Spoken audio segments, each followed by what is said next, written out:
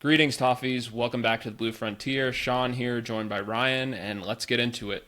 Everton 2, Fulham 1. Another late turnaround for the Toffees as Everton continue their sparkling road form, winning with late goals from Kieran Dewsbury Hall and Bernd Leno to steal a great victory at the Craven Cottage. We'll get into it quickly. Going into the summary quote of the day, had to choose it from my guy, Blues192, high-profile insider. Game of two halves, goals change games, etc., and so on. I have to kind of give Ryan the opportunity to introduce the No, rest of you the got to statement. try and do it. Okay, Come on. I will try. Give it a and shot. That is the Everton Happy Sad reversible critter ball soft toy, 17 centimeters. Not bad, not bad. And then Wow, he no. shows a photo of a sad one for the first half and a happy one, and I think that says it all for the second half. And let's go into the talking points, Ryan. Let's start with the first one, and it's just the center back pairing. I think that's an easy one to choose. Yeah, so first of all, a moment of credit for working in both sparkling and cottage in a singular sentence. That was impressive. Very well done. And nailing the critter ball soft toy. First talking point, I think, is Keane coming back into the team and playing again with Tarkowski. And I think, Sean, of anyone, you've probably been the most, I don't know, this is something that you talk about a lot, and I kind of like it too. I totally understand resting Jared. I mean, that's you got to trust that Moyes knows what 100%, he's doing. yeah.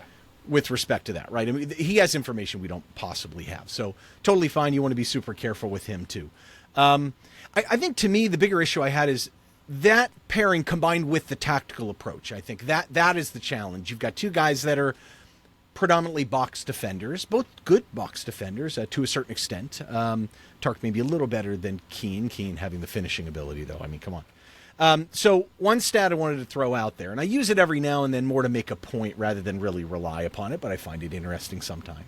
And it's that plus minus net per 90 minutes on and off. And FBref does it, and it's pretty interesting because the top three best in terms of plus minus P90 on and off the pitch are Patterson, Dibling, and Roll. Now, some of that's game state, I guess, but what I find very interesting is the worst is Michael Keane by a mile. And then it's like Jake, Mikolenko, and Armstrong. So, I mean, people that played a lot knowing that some of the underlying metrics aren't great for us. But the most hysterical stat is just flat out gross plus minus. No one on the team is worse than -2 except for one guy. And that's Michael Keane at -7. So, I don't know. I think the problem here is, Sean, I think we saw a little bit in the first half, is if you're going to go up and pressure the opponent, you've got to pressure as a team. Like, you can't it was Ralph Ragnick said, you can't, it's like being pregnant. You're either pregnant or not. You can't half press. You've got to press.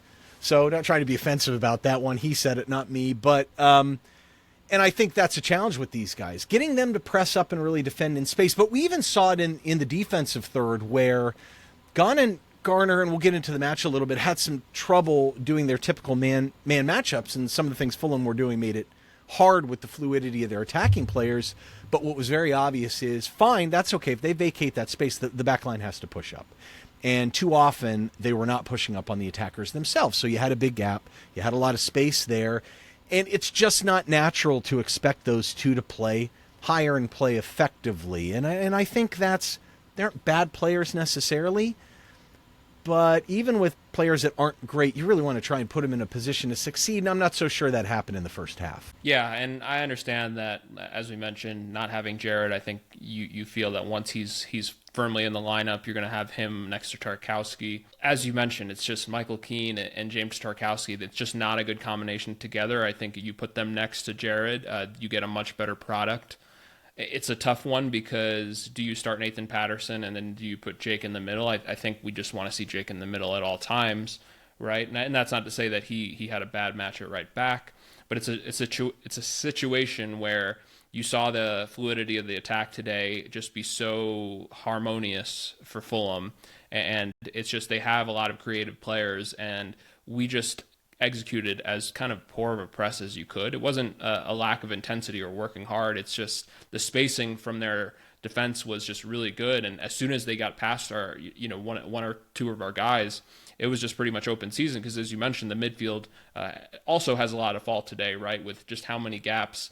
And once again, like we said, it's not a matter of not working hard. It's just the personnel wasn't just. It's not an easy position for David Moyes to be in either. It's just you have guys playing out of position with Harrison Armstrong, of course, and then James Garner and Ghana just kind of running all over the pitch just just to basically put out fires, which ultimately kind of was really the state of the first half. And Sean, I think you have to give credit to Marco Silva for his plan 100%. A. We remember him. His plan A's are normally very good. His critique is how does he adjust? And look, let's be honest, a lot of Premier League managers don't adjust very well when they've had a good half. I mean, the smart ones you think would have seen maybe some of the underlying signs at the end of the first half, but they were still creating great chances. But that's what happens. If you don't adjust, you know what happens, Sean? You go from happy to sad or sad to happy, and thus the appropriate quoting of the Everton happy, sad, reversible critter, ball soft toy 17 centimeters. Anyway, talking point number 2. I definitely have some things to say about this one. This one just doesn't sit right with me, but I think it's talking points for sure. And certainly a big part of the lead up into this match was the discussion on Tyler Dibling. Now, David Moyes clearly changing his posture about Tyler Dibling, as far as we know, certainly going to the press and vocalizing some of his critique. And we can read through some of these quotes. I don't want to take up the whole pod for it, but I think this is pretty critical. I think one response was when it was discussed, hey, how would he react to Tyreek George coming on? Now, I don't find them to be very similar players. They both play in maybe similar positions. George may be a little bit more comfortable on the left as a goal threat, more of a winger on the right. Moyes' response I found very curious. His response was, I'd be thinking I better get my finger out and show the manager what I was really about. And then he continued on to say, the one thing Tyler has got on his side is that he is young, and he is quite a quiet boy who may take time to settle in. Might. But he needs to show when he gets the opportunities. And then this, Sean, I think this gets a little bizarre with the anger stuff. Yeah, he goes into saying, I think there are just a little glimpses of him just beginning to get angry, which I am enjoying, just beginning to be someone who might have to get angry to show in order to show what he wants to do. And I think we need to say this part. What we want from him is being direct, taking people on, committing people. Jack Grealish does it in a way where he drags the ball and brings people to him and find a way of not releasing. There's some more into in regards to assists and goals, just the common moniker that you'd hear from any manager. But I think, lastly, what we'll talk about, just because there's a little bit more to this, I think Tyler is more angry with himself. He's quite a quiet boy, and I think we've talked about that nonstop on this podcast. But I think he is angry with himself because I think he is realizing that if I don't get my finger out, then I'm going to get pushed aside here. He has more competition, but that is what happens in football. If you want to be at the elite end of football, then the competition is stiff, and you have to live with that. Yeah, I have a lot of things to say about this one, too. Look, the first issue I have with all of this is comparing him to Jack. Why are we doing that? Why are we comparing him to Jack Grealish? Jack Grealish is established in this league. He's on $275K a week. I would hope he's being more productive with him. And by the way, Jack Grealish is not a very direct player. So I'm not sure where he's getting that idea. And I would argue that Jack sometimes waits for the double to come and dwells on the ball too long, much like Tyler does at times as well. Now, Jack has the ability to get his head up and know when he can take a guy on, when he can't.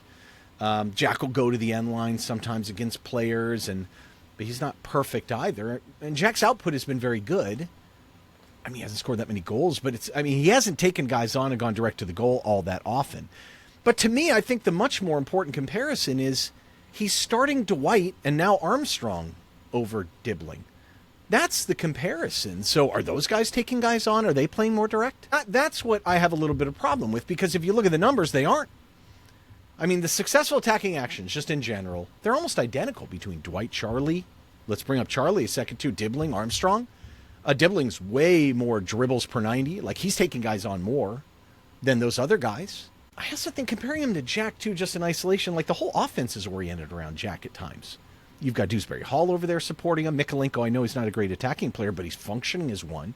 Their numbers over there, it's designed to go through Jack at times. And we've even seen Njai suffering from that. Now, Njai's scored some goals, but Njai's creative numbers haven't been all that great, and he hasn't been as effective on that side, partially because of the support around him. I also find it very interesting that, Grealish's XG per 90 is the same as Dibling's.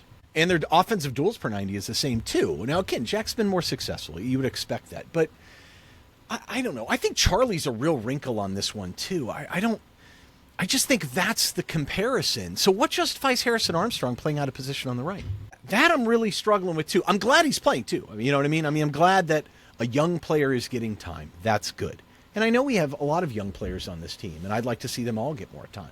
It just seems a little inconsistent to me, Sean. What are your thoughts? Yeah, I, like you, have a lot of thoughts on this. I think we're just disappointed, right, that he hasn't really gotten, I think, it's not really even just the playing time, but I think there's so much more to the player that I feel like the Everton fans haven't seen, and I think that comes from a lot of different things, right? I think confidence, of course, right now is as low as it can be for him.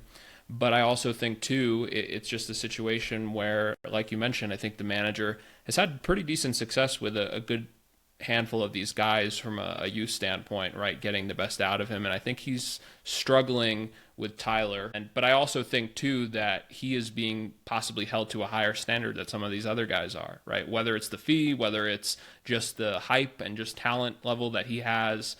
And so I think it's just a combination of a lot of different things. But ultimately, what's I think the most disappointing is the only way he's going to get better, and it's not the best comparison, but it's a decent comparison, is Tierno Barry, right? Where it's just Tierno Barry like needed some time, right, to be on the pitch. And of course, maybe he was doing some more of those things, but there are plenty of immature moments that Tierno Barry had when he was on the pitch, right, that he did not get punished for, like it seems like Tyler Dibling is. So I think it's a situation where I understand, like David Moyes right now, and he said it in the presser after, they're looking to try to get to Europe. I get it. And if you're the manager of Everton, like I understand that, but I just feel like there are going to be continued opportunities where Tyler probably gets a chance to play, but it's just not going to happen. And I think that's the disappointing thing when it comes down to it. Yeah, look, he's trying to motivate the kid, and I get it. I don't think Moyes' track record for kids this young is very good. He's had very few of them. We have an old team. That doesn't surprise me at all from Moyes. His reputation also is not that. Now, is that fair or not? That might be pod-worthy. Really do a deep dive to see how many young guys at this age did he really bring on. I keep hearing Leighton Baines as an example. It's an absurd example. I mean, Baines is already fully established in the Premier League. He had played 2 full seasons almost nonstop for Wigan. He played a full season in the Championship before that. So that's not the same thing, I don't think. They also knew what they were getting with this kid. That kind of really irritates me a little bit. But for me, I think your point is the right one. It's like, look, if you want to motivate the guy and rip him in the press or say whatever you're doing, and I actually think that's pretty harsh critique in the press. Some people would say, no, he's not. He's saying he's young and blah, blah, blah. How many other players do managers go into the press and direct something saying we need something different out of him? I also think suggesting he needs to be more direct, I think there's a better way to say that, because now you're almost forcing him into a style of play that he's not necessarily comfortable with. You saw how he played. He's a little more measured. Frankly, I would argue more intelligent than many of the young players. Like, that's a good thing. That's a rare quality to have the level of composure he does on the ball and the ability to control it tightly and create time and space. Even if he's not being super productive over there, at times that's helpful. We don't have many people that are even a threat to beat someone that can back players up and create time and space in the final third and control the game a little bit. But it's one thing to rip a kid, it's another thing to play him and see how he responds. Well, you didn't. You just came into the press and you sat there and said what you want from him differently, and then you don't play him. What do you want him to do about that? Like, seriously, what do you want him to do? And I also think it's kind of like, how direct is a guy going to be when he's got no side cart? He's completely isolated when he plays at right wing. It'd be one thing, too, if I felt like the results were poor when he's played, but they haven't. He's only played over 45 minutes twice for Everton in the league.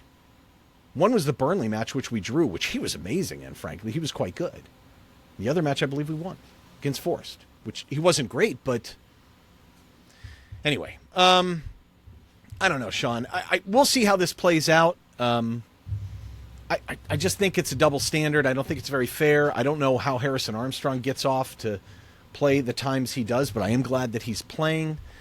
And I think the lineup, even with going back to the original point, I think if you really were focused on development, I would play Jake O'Brien and play Pato. But I don't know. We'll see. We have a game that's quick turnaround at Tuesday, so I don't think you can be overly critical about Moyes in one instance for one match. You got to give him a little bit of runway, I think, on this one. Anyway, getting into this match, though, it was clear when you look at the lineups there was a lot of critique on Everton's lineup in particular, but Fulham had some wrinkles on here too that, not really their fault necessarily, but I think it kind of some helped and some harmed them. Yeah, it was interesting to see, and they've been on of course, it's the battle of the mid-tables, right? 10th place, same goal difference, but of course they had some, they have quality players, I think, and of course a quality manager, as we spoke about. But you look at their back four, I think it's quite changed. Joachim Andersen is the constant, but then Jorge Cuenca has been playing, of course, with Calvin Bassey at AFCON, but he's been playing well, so he's kept his spot.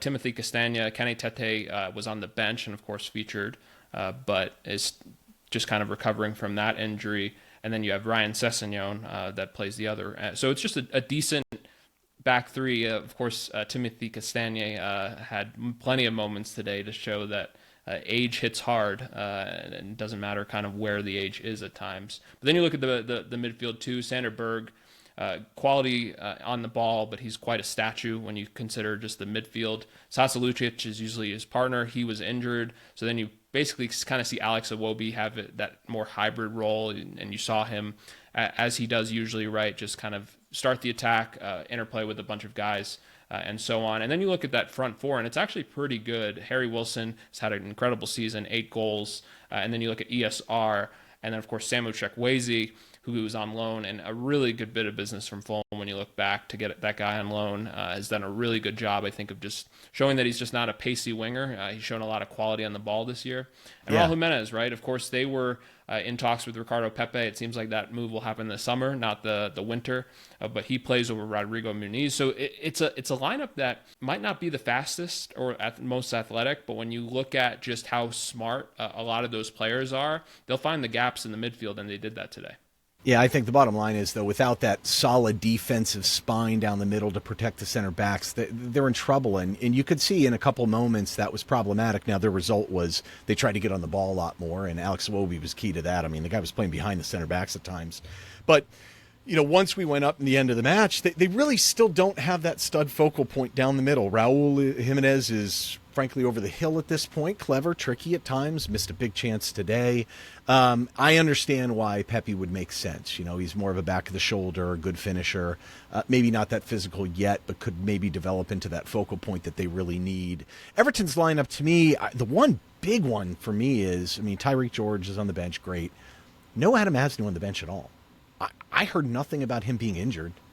I'm so boggled by this. He comes in and makes an impact in the cup match, and we've seen nothing from him at all. And I just think at least, would we not have at least attempted a way to get him into the lineup and make a bit of a difference today? Mikolenko kind of redeemed himself in one key moment today, but when you're down in the circumstances and situations, I still think it would make a little bit of sense to have him as an alternative. I think it would be nice, too, to be able to morph into kind of a back three. And maybe Moyes has something dialed up on Tuesday, too.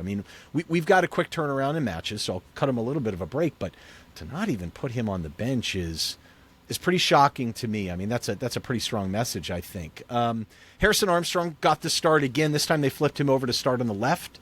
Again, defending in 4-4-2, out of possession, exactly the way we always do. Garner trying to push up, play man. We pressed higher this time.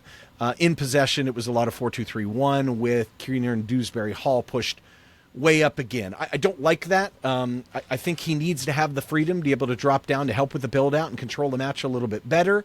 We saw that more in the second half. Do we think, Sean, that that's something that he can just do on his own, or do we think Moyes is so draconian about him playing in that 10 rather than deeper? You know what I mean? It clearly wasn't working at times. So let's get into the first half, too, because we started off pretty well with the pressure. We were on him a little bit, front foot, and I thought that was a welcome change to some extent, because on the road, we have been a little bit passive, I think, and at home, we've tried to be more aggressive. It seemed like a little bit of a switch up today, and we looked threatening, I thought, even if we didn't come away with anything in about those first 10 minutes. Yeah, first 10 minutes were really bright, as you mentioned, Ryan. It felt like they were kind of changing the story when it came to these starts. In the 8th minute, Jake O'Brien has a really good header that hits the post, and then it's just it was all Fulham. Like the switch just turned on. It almost felt like they were kind of just getting Everton to be a little bit comfortable, and then just absolutely just turned it on. And you saw, as you mentioned, it's going to be a talking point of the episode, Everton pressing high. Fulham started okay with the pressure, and then they really just absolutely murdered the pressure. But as you mentioned, the man concepts in midfield, poor back line, it all kind of just really gave into it really shortly.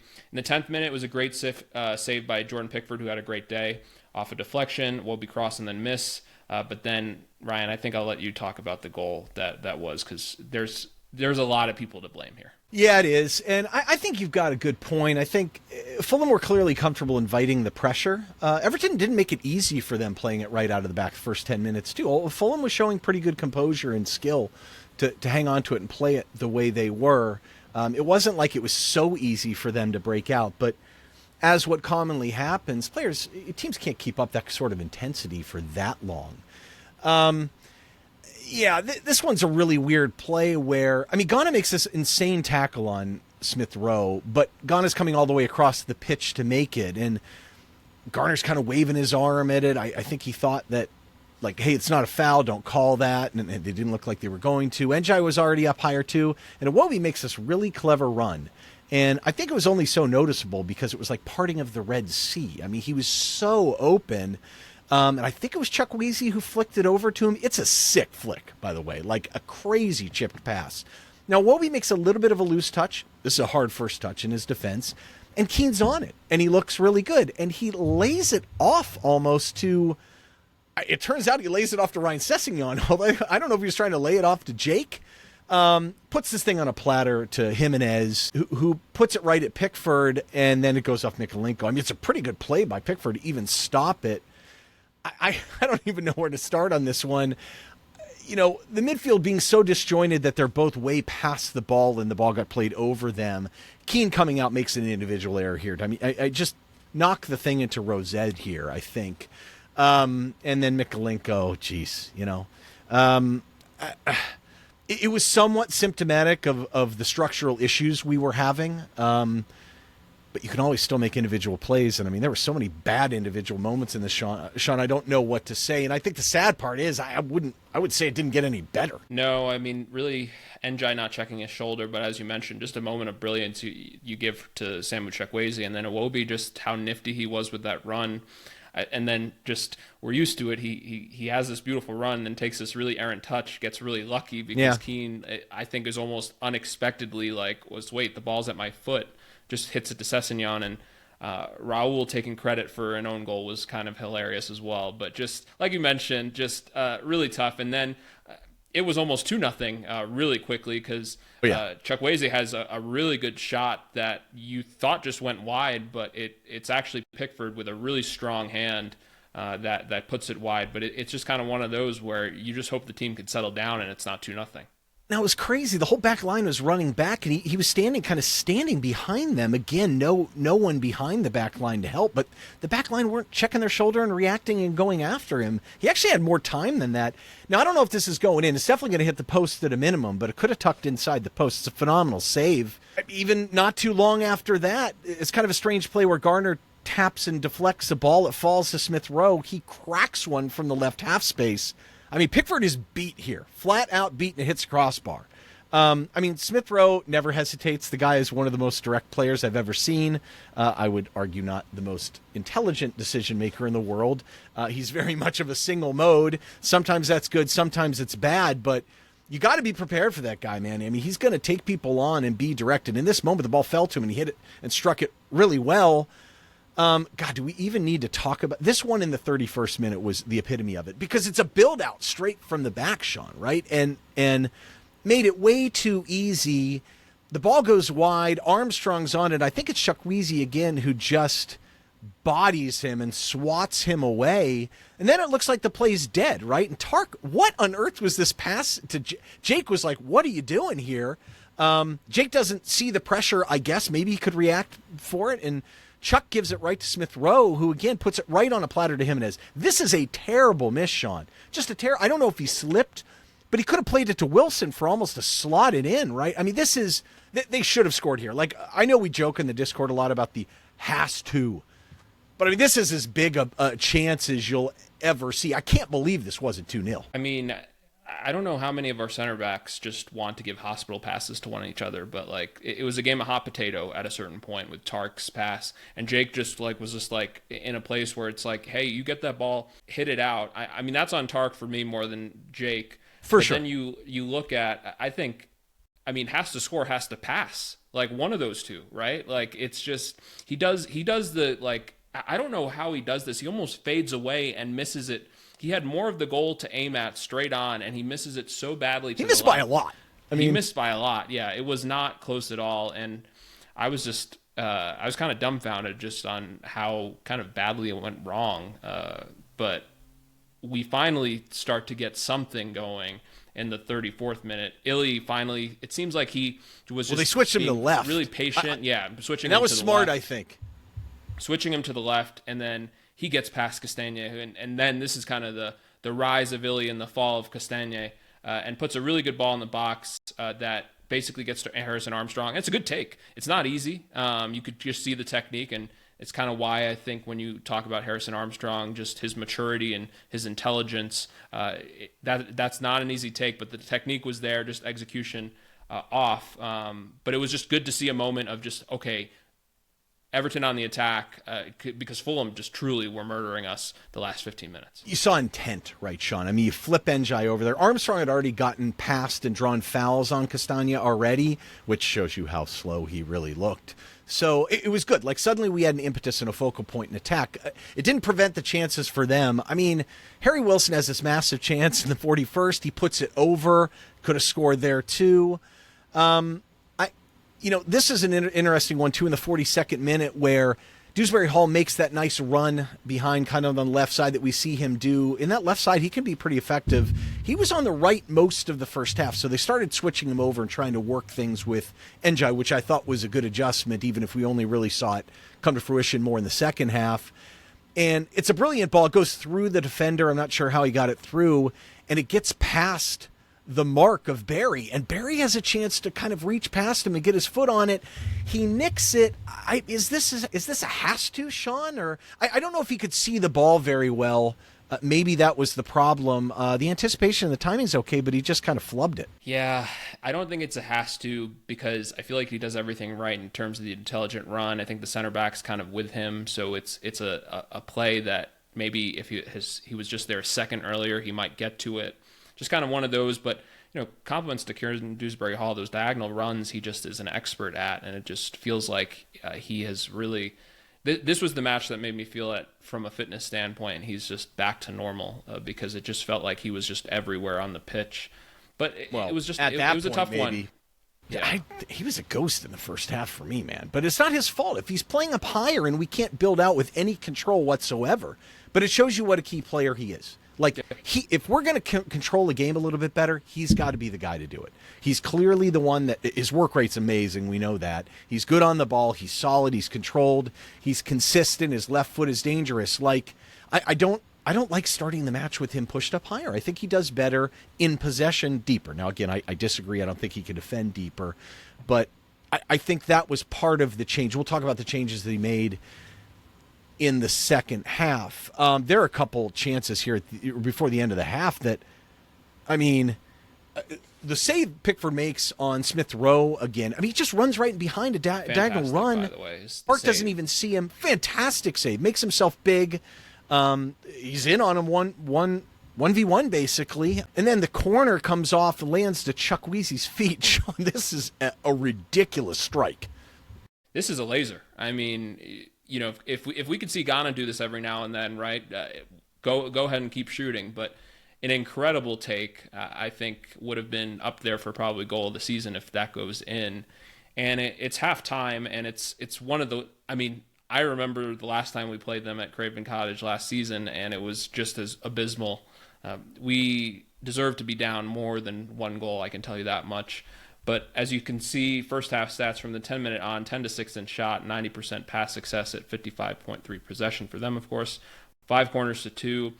4 big chances for Fulham, 1.82 XG. So you can kind of really see, like, when we talk about getting lucky, I mean, the stats will tell you that as well.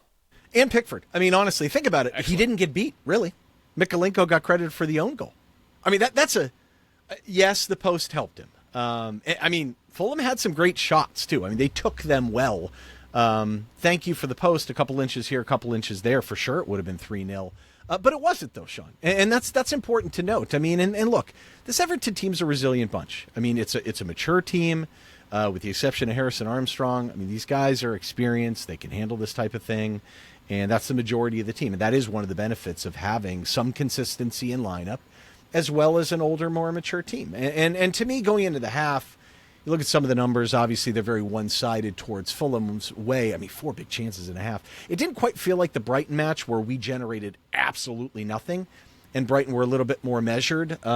Fulham's fluidity was just too much in attack, and I think that's the problem. They could control the ball better, put their people where they wanted, and we really struggled to deal with that. It was very interesting. They vacated the middle often, which that's hard because now Ghana and Garner, who were playing more of kind of a man conceptual thing where they were going to go pressure the two opposing defensive mids, where do they go? What do they do?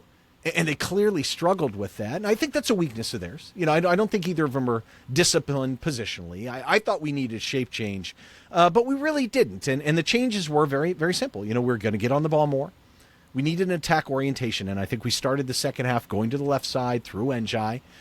Dewsbury Hall was slid over to the left, but he was also dropping deeper in the build-up. I mean, we were clearly committed to keeping the ball, and we had some courage in the back line. We pushed up. You saw Michael Keane really following the center forward, staying on him, would follow him all the way into the attacking third if he had to.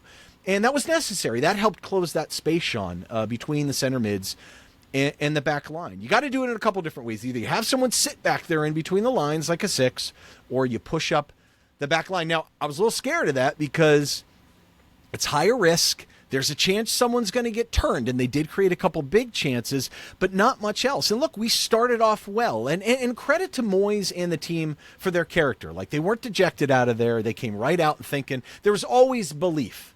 You know, there was always belief we were going to come back and either draw or win the match. Yeah, I mean, not too much to add there. I think also, too, what you saw in the second half is just a bit more patience on the ball. Just felt like they weren't trying to rush. And I just felt like if they makes it easier to defend too, Sean. Like, you take a little air out of the ball, and you're a little better organized. You could deal with their counters and their direct play a little better if you're already set up in a certain way. You know, I mean, people talk about possession as kind of an attacking metric, but I don't think it really is. I think, and again, we're not setting it up to set up the counter press like Pep does or something like that, but or Arteta's even better at it. But it's important to take the air out of the ball control and kind of put your chess pieces where you want them to be and have a structure to protect yourself and also take the air out of the game. So you're right. That was definitely a conscientious effort, but there was still enough direct play to threaten the goal, I thought. For sure. And it starts, like you mentioned, 45th to 51st minute, a few good chances. Michael Keane in an attacking position. Fortunately, kind of doesn't get the footing on it, but I love the announcers, of course, saying he's one of Everton's best attacking options. It just never gets old. And then Tierno Barry, which it's a good corner come in, kind of goes out the back of his head wide. But it's just a good start, right? It kind of gives the momentum. It feels like the start of the first half, but it just feels a little bit different in that I think they were a bit more methodical in how these chances were happening. And from I think you liked our chances right, they're probably going to absorb pressure. Yeah, and I think you like our chances on set pieces, right? 100%. Yeah, and it's interesting, this yellow card on Jimmy in the 56th. Well, but look, this is part of it. Yeah, this is a little much. Like, you didn't need to totally whack him. But, like, this is part of the byproduct of playing more aggressively. You know, you can't let that guy get behind you. So I'd rather have him take a yellow card in this situation than have them running straight at our back line. So and Jimmy doesn't shy away from contract. He's not afraid to whack someone every now and then. But he's a really important player for us, too. So you're thinking, oh, boy. You were so critical of Ghana on this play in the 59th, and I just totally disagree. I feel like he's sitting on the ball, Sean, just dying for Mykolenko to make a run. I mean, when do you have that much time and space on the ball? And I mean, you could say he played it too far, but I mean, Mykolenko is so slow and his acceleration is so bad. Your suggestion is create a different angle, right? Move with the ball. I mean, I think he just was, why is this guy not making the run? I don't know. Yeah, it's just kind of one of those. So the sequence we're talking about is in the 59th minute. Ghana gets the ball at the top of the box. He kicks it. It goes right back to him from the defender. And then he kind of does a good job of just surveying, sees Mykolenko. And as you mentioned, Ryan, I think we just fundamentally disagree on the pass. Stop picking on Ghana. you look at it again. Could he have done better? Yes. Could Miko have done better? Yes. I think we'll just end it there. But You're a Mikolenko apologist is what you are. Oh, well, I mean, after today, I think a few of us will be. So then you look at the 60-second chance, decent chance in the corner. It's actually take another solid corner. It just feels like even though we haven't scored, we've taken some good set pieces, put over the bar by Tarkowski. And then this yellow on Mikolenko is just hilarious. 65th minute. It was not good. He cleans him out. It's funny, Paddy Boyland was mentioning that some fans at the ground were saying that it should have been a red card. I don't think in any world it's a red card. No, come on. But it's a very deserved yellow. So I'm not going to argue at all on the yellow, and Harry was just fine. This to me is the moment of the match from a humor standpoint, the 66th minute. This is one of the worst yellows I think I've seen this year. And it's just Tierno Barry, I thought he dove at first. But Jorge Cuenca's not even looking at the ball and just barges him. First off, the ball's 10 yards away, so he's not going to get there. And then Jorge Cuenca's looking around what the heck is happening? He gets a yellow. And then, of course, the next play, he's on the ground for 4 minutes. So it's just just a really funny sequence. I've come to a realization. I think a lot of these teams go out there with the intent to play very physical on Tierno Barry. I think they have in their head that he can't handle it. And he's a little bit slight in the upper body, I get that, but he still gets his head on everything. But that's the problem, man. If you don't shove him or put a body into him, he's going to win everything in the air. He's just too tall and can leap too high. But you know what I mean, Sean? I feel like guys like putting a little extra on him. Now, maybe that's just the nature of the center back play in the Premier League, and you get a chance to, take out a center forward. It's like in American football when, they get an interception and the offensive linemen are like, cool, I can absolutely crush someone right now. Maybe that's a little bit of it. But yeah, this is ridiculous. I'm like, what just happened to this match? Now, it was interesting, too, because the first half had no stoppage time. It was so fast-paced and everything. And at this point, we started getting people on the ground and stuff a little bit more. Okay. Important sub here, I think. Barry comes off for Beto. I think Tierno was not at his best today. I don't know why that was. Maybe it was the lack of orientation. I mean, he's feeding on scraps a little bit, but he did have 8 touches in the box. Didn't carry the ball very well today. Lost it a couple times dribbling. Defensively, he was chasing a lot in the press. I don't know how successful he was. But, I mean, look, he was 1 for 6 in ground duels, 3 for 4 in aerials. This is maybe a little earlier than Moyes normally goes for Beto, but I'm kind of glad he put Beto in here. I thought Beto was a problem for them, even though I wouldn't say he did anything spectacular. He had a bunch of almost moments, which is fun to watch. He definitely gave them something a little more to think about, but I think it's okay. I mean, we're using these guys in tandem a lot, and I think at least having the big, strong guy in there, he defended some set pieces pretty well. I thought helped us a little bit, but I wouldn't say it was necessarily the catalyst for what was to come next. I would say the Tyreek George sub for Armstrong was a big change in terms of structure. Thoughts on these changes? Because I have plenty of other things to say about it other than I thought functionally it made sense. I mean, the Beto sub, I think you got to reward the big man, right, for scoring the goal last week. And like you mentioned, Ryan, I think in his sub appearances, he's done really well. I think for a guy that's kind of lost the starting spot, you can kind of get 1 or 2 reactions. I think you're getting the positive reaction from him. Every time he comes on the pitch, he's trying to give everything he's got. And I thought, like you mentioned, one really almost good chance. But at the same time, he took it well. So it wasn't like a function of him just for sure not taking it well. So the Tyreek George for Armstrong, I think, was a good sub. Of course, as we mentioned at the beginning of the pod, right, just some of the kind of back end stuff. But we needed kind of somebody to play on that wing. I didn't like that Illy, who was just absolutely tearing up Timothy Castagne, switched wings. So that was, I would just say, my kind of only issue. But at the same time, right, you think of it in another way, how much can you give a good kid confidence coming off the pitch, right, where Tyreek George is playing against Timothy Castagne, right? So it's just kind of a situation where I understand it. I think Illy sometimes will always get the tougher matchup when it comes to those type of moments. But for me, it was just good to see the shape change because we definitely need somebody on the wing to be opposite of Illy. Yeah, I functionally, it makes a lot of sense. I mean, now you have 2 guys that can attack from the wide areas. George, to me, is just as adequate on the right as he is on the left. I would have much rather have Njai on the left attacking. We still didn't really generate a ton from open play. We did see the Tyreek George sky ball. That was fun. He didn't miss hit it that badly either, but I'm telling you, like I said in the scouting report, he's going to absolutely blast someone in the head at one point. But he looked okay. I mean, he didn't have much of an impact. I was happy with his defensive effort because that's something I had questions with. What I have a real problem with is what does this sub say to Charlie in particular? We understand the Dibling thing, which is outrageous, but whatever. Merlin, even. I mean, maybe Merlin's not the attacking type of profile.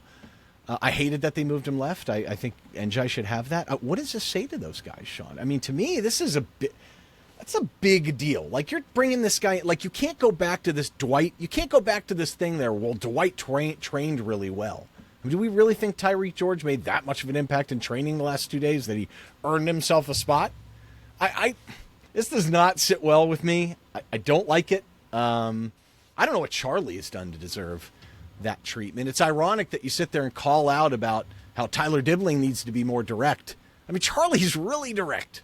Charlie plays well off that left side, too. I can't believe you would sub Tyreek George, trained for 2 days, instead of Charlie Alcaraz. I think it says, I mean, does this say anything more than I think it does? I mean, to me, that's a pretty clear sign that, not okay with the performances you guys have. I mean, we know he probably doesn't like Charlie a whole lot anyway, but, I mean, man, I don't like the sub. I mean, I just don't. Yeah, the Charlie one I think is where I would have just kind of some real sympathy for. I think Merlin, and unfortunately there's just so many bodies in the midfield, right, that you're going to make somebody unhappy. And I think unfortunately it's Merlin's role to be unhappy right now. But you look at just that's terrible. That is just awful. Do not quit your day job. Yeah, I won't, I promise. But then we get into my favorite moments of the match. There are two of them, and I'll tell you why in a second. So Fulham make these subs, Rodrigo Muniz for Raul Jimenez, and then, of course, Kevin, R.I.P. Catherine O'Hara. We miss her dearly, for Samuel Chukwueze. But my favorite moment is because after both of Marco's subs, there are immediate goals. And so this one starts actually with Tyreek George, who does a really good job of just lulling Timothy Castagne. I don't know if he lulled him or Castagne just fell asleep because he was asleep most of the day.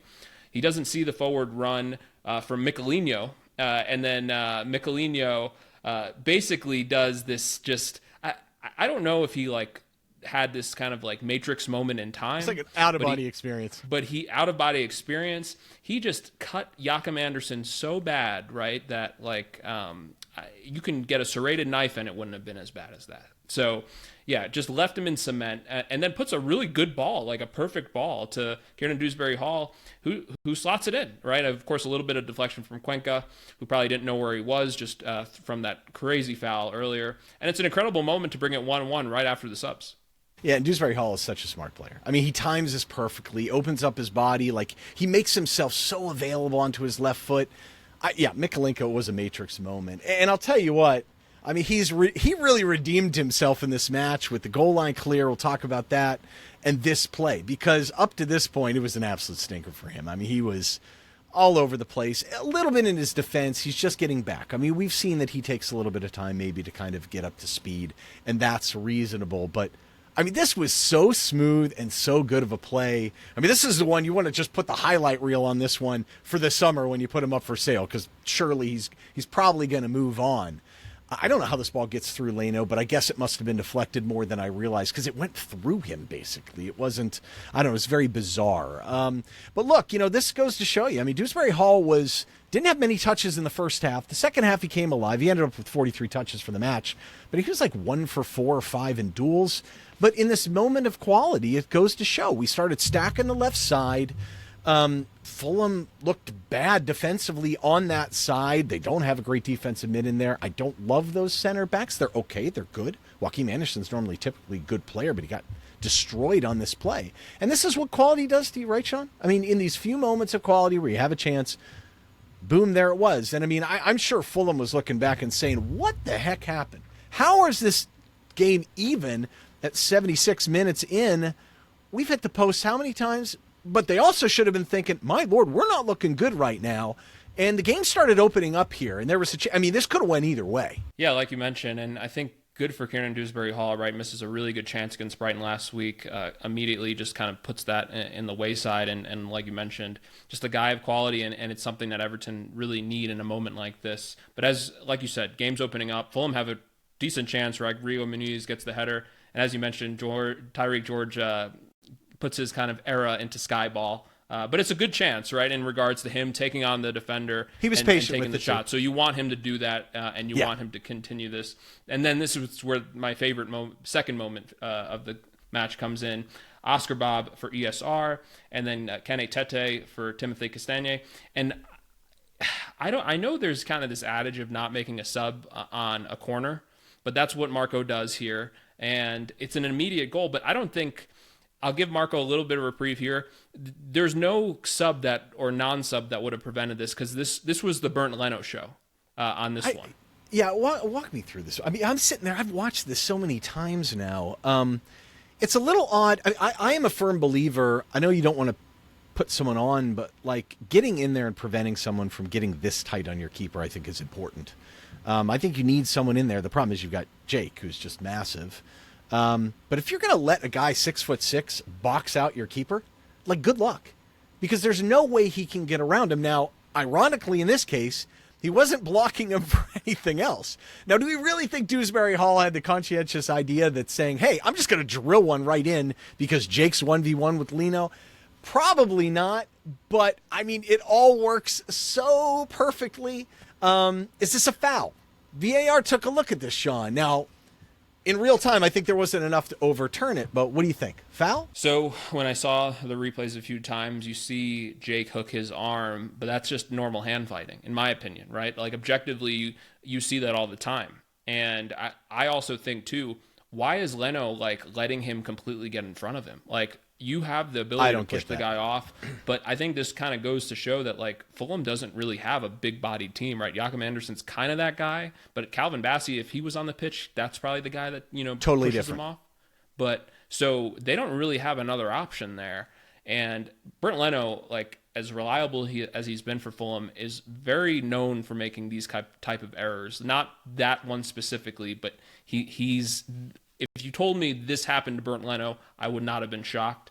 And it just feels like we never get these moments from keepers where they make these type of mistakes. So it just felt very good, one, to take advantage of it, and then two, for VAR to finally not intervene like they always do. So I am not surprised at all that stood. And it's credit to Everton for just turning this game around when it, like you mentioned, I think Fulham were truly shell-shocked. Yeah, I think so too. I'm sure they deserved more, felt they deserved more from the game, and they probably did. Now, the interesting part about this, once we went up, you're looking at their lineup, and you're just thinking, just keep them out wide. Like, they really had no threat down the middle against us, and they had set up mostly to take advantage of spreading out our midfield and cutting around us to the outside or playing in front of our fullbacks, which weren't very athletic.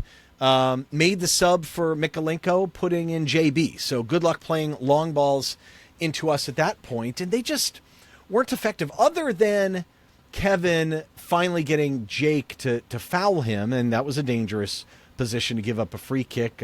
Yellow card, okay, I guess. I think in this one, Jake probably should have overplayed him a little bit more, knowing he had help like he did earlier when they stuffed him. But, I mean, there wasn't really much of a threat from Fulham at this time, to be perfectly honest, and I think we defended well down the middle, and I think our personnel is conducive to playing like that. They just weren't a threat. And look, I'm sure we thought that maybe we stole one here. Maybe we're just used to second half comebacks, but I don't know, Sean. I mean, it's a great win. Like, if you look at our schedule going forward, this is a really important match to get a result. I don't know if we deserve to win here or not. And we had one shot on target in the second half. They called the corner an own goal, which it kind of was. Sad that Jake, he's had a couple ruled out that maybe doesn't get credit for this one. But we were still better in the second half. Like, you cannot deny that we didn't make some changes and go out there and play with more fluidity and impetus. And it was good to see that, deserved or not deserved. I think it's deserved because at the same time, Fulham really did nothing. And we've kind of praised Marco for plan A, but there was the plan B, as you saw from both sub windows, did not work out. And just even after the second goal, they had nothing. Like, it just, you saw a few kind of shots outside the box. I think Oscar Bob with just this like random kick out. And then just the team knows how to defend in these moments, right? And so For sure. I think it's a credit to us, but how many times have we talked about Everton where we've dominated a game, we've taken, we've had so many chances, but we don't take them, and then we either lose or draw. So I think it's a combination of these things kind of even themselves out, but at the same time, Fulham are known for not seeing games out well, right? So this is not a new trend at all, and it's something that if they want to really kind of be on some sort of European push, that's something that Marco's got to fix. I don't see how they could. I mean, there's some good pieces on this team, but there's too many critical. Don't get me wrong. If the defensive mid's there too, I mean, I just think there's not enough steel in this team in some ways. You know what I mean? Bassi makes a bit of a difference. It seemed like he was dropped. He's a little bit a hot and cold player, a little bit high risk, high reward. Interesting player. I kind of like watching him play, but I think maybe they missed him. But more importantly, I mean, they really never grabbed back control of the match after the first goal. And there were a couple moments where they were patient, but they just kind of lost it. And I'm not so sure the plan A wouldn't have continued to work a little bit more if they were patient enough with it, but they didn't seem willing or ready to do that. I think they probably should have stubbed Castagne off earlier. Maybe Tete wasn't ready to go, but I think that makes a big difference on that side because we were allowed to continue to attack on that side. And that was a clear weak point for them. But I'm glad we took advantage, and I mean it's a massive result for us. There were some good performances. I wouldn't say there were too many standouts for Everton today, but to me, one guy really stood out from the rest. Just being an objective observer. Do you want to go first? I think you should. Well, you didn't know who that was, obviously. Sure, I'll share it with you. And that was clearly Alex Iwobi. He had 83 touches. He led the match. 12 passes into the final third. That led the match. 3 for 3 in crosses.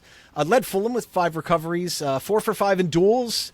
XA was the highest from open play of anyone on the pitch. 93% passing and most completed passes in the match. I mean, he was all over the match, dictating tempo, and was generally brilliant. But, that's Alex Iwobi for you. No, I mean, for me, from an Everton standpoint, it's Pickford. I mean, Pickford to me was head and shoulders above everyone. I mean, the post-shot expected goals for Fulham was 1.67. Obviously, maybe it wasn't 1.67, but it was close to that. And the only one he gave up really was the own goal against Mikalenko. He was there. He had his hand on some saves.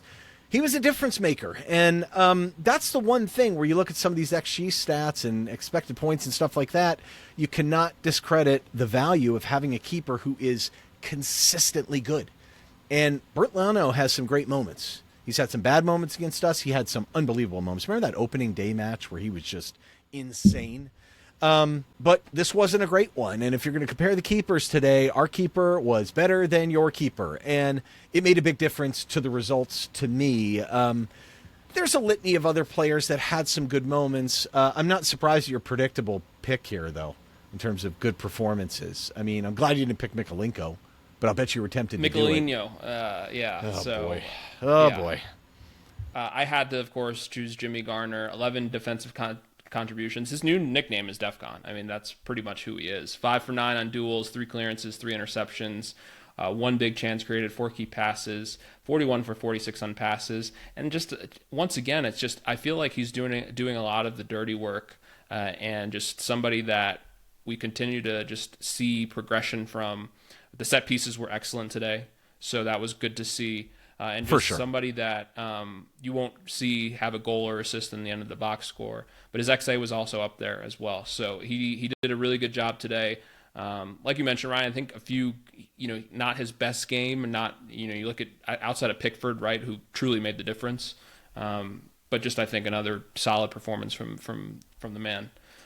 Then let's get to listener comments. We're going to start with 2, and the question is, how sustainable are these slow starts? We'll start with Jackson Bugle. Everyone is going to talk about the fight back, but this feels a bit Rafa-esque. I think that's a little bit harsh, Jackson. We start games as a disaster. Because Jackson knows what he's doing with that comment, by the way. Yeah, that's a tough He knows one. what he's doing. We start games as a disaster because we can't play our best players and the tactics are garbage. Then are forced to be exchanged in the second half that saved the game. Not sustainable to me. Not sustainable to you, Jackson. Really interesting. So, and then Kevin Dyer, of course, Nebula in 1979. Took 45 to get going again, but got away with chaotic defending and an invisible disjointed midfield. Stepped it up after halftime. KDH more mobile. Fulham surprisingly flat. Deserved comeback, but odd selection. Sub continue at pace. Feel like it's going to hurt us to continue like this. Ryan, your thoughts on just the sustainability piece of it, not the Rafa comparisons. I mean, Kevin, as usual, I think has a good read on the match. I agree with most of what he wrote. It's hard, when I think of team selections and stuff, I think I'm factoring in some different things, and Moyes obviously has better information at his fingertips than we do. I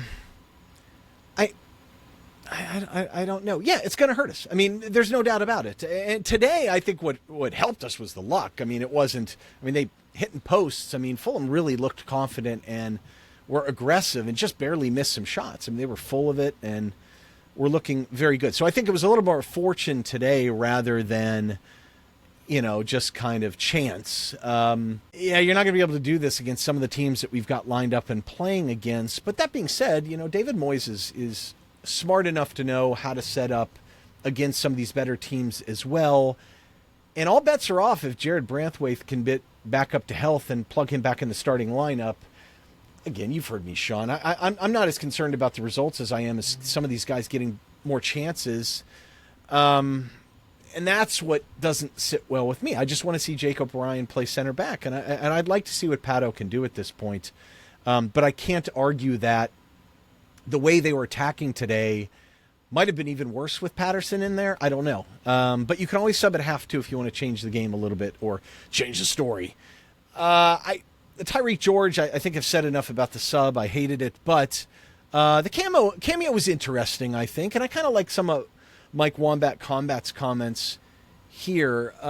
He definitely gives some different insights and different points of view here, and I like reading them. And this is an interesting one that kind of combines a couple ideas that I think are worth noting. Yeah, Mike, of course, constant contributor to the Discord and loves to argue with people.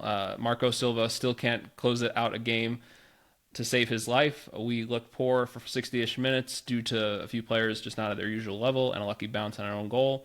Kieran Dewsbury Hall, fairly anonymous in that time, but crucial in both goals. We were never out of the game, and this is where Moyes' patience pays off. 100% agree there. George also showing why a 19-year-old gets in there immediately, showed confidence, fought to get the ball back when he lost it. I think it's a little bit more complicated than that. Of course, with Tyreek George, I thought he had a good cameo, right? Big part in the first goal. Thought he was bright on the ball and somebody that, as you mentioned, Ryan, in the earlier pod when we looked at kind of the scouting report, I think the defensive awareness and just him tracking back on those pieces is probably going to be the biggest question. But if he does that, right, and at least shows the effort, I think he's going to continue to get more playing time. Yeah, and I think I made the point on the scouting report that what I saw was the opposite. He did not fight to get the ball back, but I also cited the examples of Jesper Lindstrom, even Njai and others who stepped up their defensive game. I mean, they knew what the assignment was. Now, look, I'm not going to give Moyes too much credit for playing George. I think you could have subbed Charlie and maybe even had a better result, but we know what to expect from him. However, Mike's point is a fair one. I think this game did require someone that was a little bit more direct and that was going to go at guys, and we didn't see that much of it from George, but you saw the willingness to do so. I think you could have had the same thing by putting Dibling on the right and putting Njai on the left, and you didn't come up with this problem that now you just threw this guy right in the middle. Why did you do that? Maybe Charlie was the better sub, but from a functional standpoint, it makes sense. Like, you bring in someone that's a little bit more direct. Tyler Dibling is not that. We didn't need to get calm and control over the match, so that's fair. There's nothing wrong with that whatsoever. And I love his point on Dewsbury Hall. I thought Dewsbury Hall was a borderline ghost for a while in that match. Again, some of that's functional. It's not entirely his fault. But when you give him the freedom to get on the ball and kind of control the game a little bit more, you can see how important a player he is. He might be our most important player in many ways. Because we really don't have that guy that you're going to get good touches from. He's going to work his tail off. He's going to get on the ball constantly, and it made a big difference. I would just love to start surrounding him with players, especially when we're chasing a game, that are a little bit better on the ball themselves and a little bit more athletic. I mean, look, we've got some massive holes in this squad at the fullback positions, but you start thinking about what does this team look like when you get guys like Jared back and Jake in the back who are athletic and are good on the ball, and like someone like Dewsbury Hall that could drop deeper. Imagine him with attacking fullbacks. You know what I mean? Really getting up the pitch and feeding them. And then you've got guys like Njai and Grealish and maybe eventually Tyler Dibling that can tuck in that half space, that are a goal and creative threat. I mean, Barry running behind. I mean, it's an exciting thing to start to think about. And the one thing, though, that doesn't get talked about enough is the effect Jordan Pickford has on a match. Like, think about it, Sean. I think we almost take it for granted that he's going to come up with some of these saves. I mean, if he has a bad match, this is 5-1, 5-0. In all seriousness, I mean, they had big chances here. So he deserves a lot of credit. It's hard to not look at the table after this one, Sean. I don't know if this is the best exercise. I try and be a little bit level-headed about this stuff, but it's interesting, is it not? Yeah, it feels like we're slowly getting away from, win Europe, loss relegation. And I think you look at the table, Everton sit at 8th, right? Of course, Brentford getting a massive win at the Geordies, but per Understat, 14th in expected points with only 29 points, right? So, of course, overperformance by 8 points would have us 3 points off 19 in expected points, almost 10 points off 7th, 12 off 6th. So I think the thing that's interesting, though, Ryan, is you look at the last 3, down in all 3 of those games, right? This team, I think, is the criticism has been, can this team get points when they're down? Palace is kind of really the best example. And now you have pretty much 3 games where the team fights back. I think the collective spirit cannot be, understated with this group. It's very strong. But then at the same time, the sustainability piece of it, of continuing to have to do this, understand that 2 of those were on the road, right? So that makes a little bit more sense. It's not that easy. But they're also going to have to improve on their home. Yeah, and I'm not saying these things to kind of squash our hopes and dreams, even though some maybe think I am. I think Everton deserves credit for where they're at right now. I just don't want us to kind of get angry if we fall short. You can't. To change the expectations, I think, is not fair, really, to this group of players, and that's a little bit why I say it. I'm not expecting Europe, but look, yeah, we're relaxed now. You know what I mean? There are moments of enjoyment here watching this team. I think there's some optimism. I know you always bring the optimism. I'm certainly a little bit more pessimistic about how we move forward, but there's an opportunity here, And okay, we've got a tough schedule coming up. If things don't go well, it's okay. The world is not ending. And there's some key elements in here and some interesting things. And look, a lot of this is being done without Jack Grealish too. I mean, that's an allocation of almost $300K a week in wages. And a lot of these guys have had character. Again, my only concern is the integration of some of the younger players. And maybe that leads us into thoughts and prayers. I will say this, man, it's crazy though that West Ham, by the way, looking at the table, is only 3 points behind Forest and only 6 behind Spurs, Palace, and Leeds.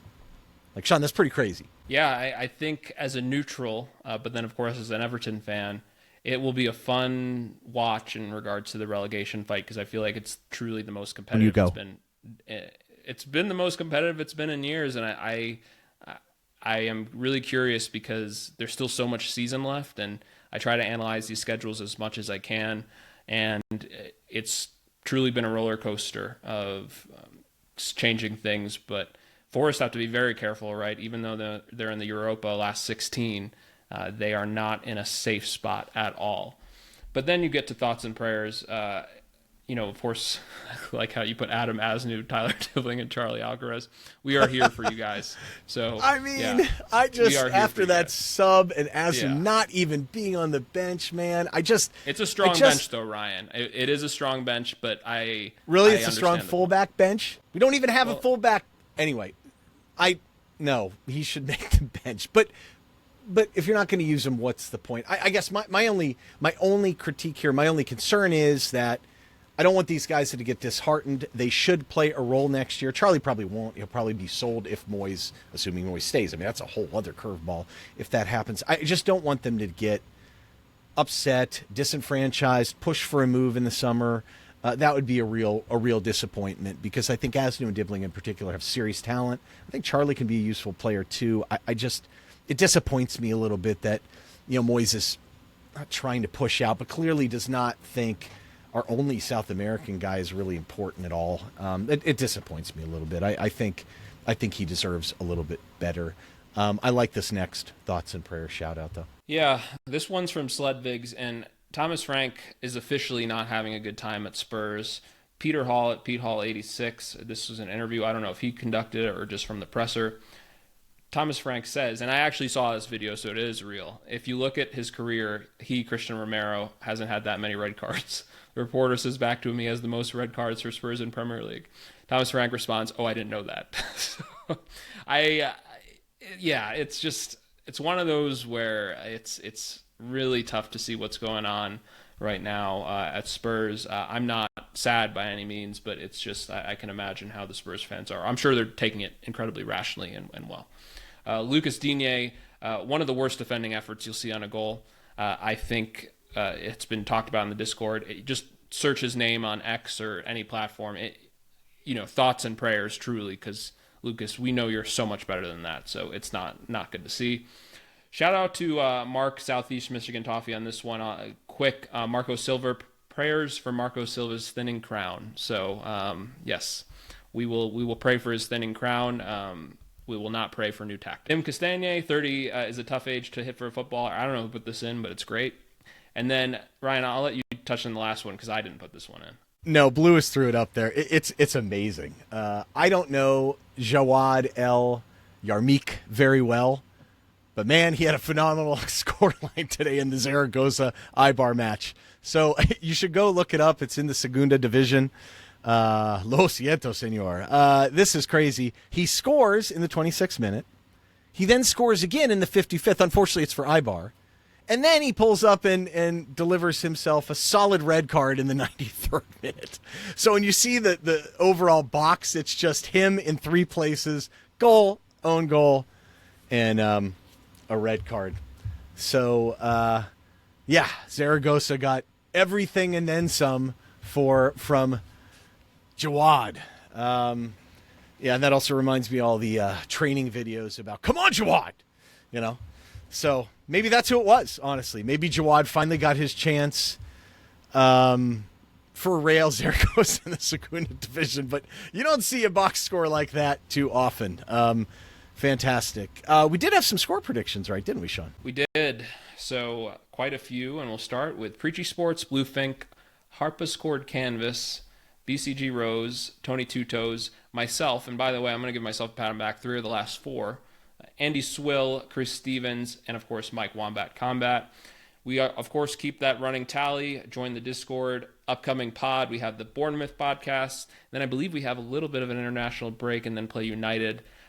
Bournemouth on a Tuesday, United on a Monday. We are just getting truly shafted with these, weak games. But as a reminder, like, subscribe, leave us a comment. If you're listening on Spotify or Apple, leave us a rating or review. Ryan, I'll leave it to you for the last word. Take the results, folks. They don't always come this way. You look at some of these guys they're underperforming their peripherals.